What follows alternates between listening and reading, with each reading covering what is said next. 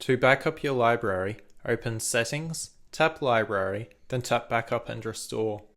Tap Export to Backup and choose how you wish to send or save it. In this example, we will save it to Files and call it Backup Full Library. Tap Save to complete the process. SongSheet Pro will save information about your last backup for you to access later.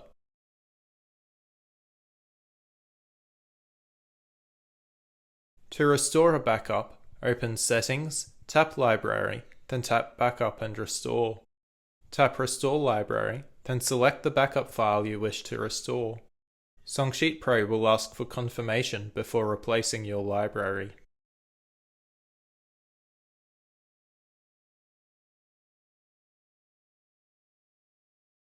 You can restore a backup from anywhere, including mail. Tap the backup and confirm that you want to replace your library. SongSheet Pro will restore the backup to your library.